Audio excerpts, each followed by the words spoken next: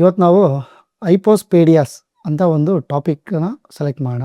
ಹೈಪೋಸ್ಪೇಡಿಯಾಸ್ ಅಂದರೆ ಏನು? ಇದು ತುಂಬ ಮಕ್ಕಳಲ್ಲಿ 100ಕ್ಕೆ ಒಬ್ರಿಗೋ ಇಬ್ರಿಗೋ ಕಾಣಿಸ್ಕೊಳ್ಳುತ್ತೆ. ಇದೇನು ಅಂತಂತಂದರೆ, ಎಷ್ಟೋ ಜನ ಮಕ್ಕಳು ಯೂರಿನ್ ಮಾಡಬೇಕಂದ್ರೆ ನಾರ್ಮಲ್ ಪ್ಲೇಸಿಂದ ಯೂರಿನ್ ಮಾಡಲ್ಲ. ಆ ಪೆನ್ನಿಸ್ ಮೇಲೆ ಮಿಯಾಟಸ್ ಅಂತ ಇರುತ್ತಲ್ಲ, ಅದೇನಾಗುತ್ತೆ, ಕೆಳಗಡೆ ಇರುತ್ತೆ. ಕೆಳಗಡೆ ಅಂದರೆ 1 ಸೆಂಟಿಮೀಟರ್ ಕೆಳಭಾಗದಿಂದ ಹಿಡಿದು ಸ್ಕ್ರೋಟಮ್ವರೆಗೂ ಎಲ್ಲಿ ಬೇಕಾದರೂ ಇರ್ಬೋದು. ಅದಕ್ಕೆ ನಾವು ಯುರೆಥ್ರಲ್ ಅನಾಮಲಿ ಅಂತ ಹೇಳ್ತೀವಿ ಅದನ್ನ.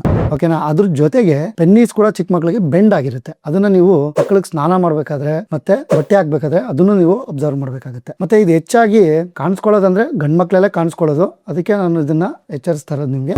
ಮತ್ತೆ ಎರಡನೇದೇನು ಅಂತಂತಂದ್ರೆ, ಆ ಪೆನ್ನಿಸ್ ಮೇಲೆ ಸ್ಕಿನ್ ಇರುತ್ತಲ್ಲ, ಪ್ರೊಫೆಸರ್ ಸ್ಕಿನ್ ಅಂತ ಹೇಳ್ತೀವಿ, ಅದು ಸರಿಯಾಗಿ ಕವರ್ ಆಗಿರಲ್ಲ. ಅದೊಂದು ನಿಮ್ಗೆ ಒಂದು ಪಾಯಿಂಟ್ ಜ್ಞಾಪಕ ಇಟ್ಕೊಂಡಿರ್ಬೇಕು. ಮತ್ತೆ ಮೂರನೇದು, ಆ ಪೀನಲ್ ಕರ್ವೇಚರ್ ಅಂತ ಏನ್ ಹೇಳ್ತೀವಲ್ಲ, ಅದು ಡೌನ್ ವರ್ಡ್ಗೆ ಬೆಂಡ್ ಆಗಿರುತ್ತೆ. ಇದನ್ನ ನಾವು ಹೈಪೋಸ್ಪೇಡಿಯಾಸ್ ಅಂತ ಹೇಳ್ತೀವಿ. ಇದನ್ನ ಇಮಿಡಿಯೇಟ್ ಆಗಿ ನಿಮ್ಗೆ ಈ ತರ ಪ್ರಾಬ್ಲಮ್ ಇತ್ತು ನಿಮ್ಮ ಮಕ್ಕಳಲ್ಲಿ ಅಂತ ಅಂದ ತಕ್ಷಣನೇ ನೀವು ನಿಯರ್ ಬೈ ಯೂರಾಲಜಿಸ್ಟ್ನ ಕನ್ಸಲ್ಟ್ ಮಾಡಿ. ಇದಕ್ಕೆ ಟ್ರೀಟ್ಮೆಂಟ್ ಅವೈಲಬಿಲಿಟಿ ಇದೆ. 2 to 3 years ಒಳಗಡೆ ಈ ಸರ್ಜರಿ ಮಾಡಿಸ್ಕೊಂಡ್ರೆ ತುಂಬಾ ರಿಸಲ್ಟ್ಸ್ ಚೆನ್ನಾಗಿದೆ. ಆಯ್ತಾ? ಇದಕ್ಕೆ ಸರ್ಜರಿ ಬಿಟ್ರೆ ಮತ್ತೆ ಮೆಡಿಕಲ್ ಟ್ರೀಟ್ಮೆಂಟ್ ಏನೂ ಇಲ್ಲ.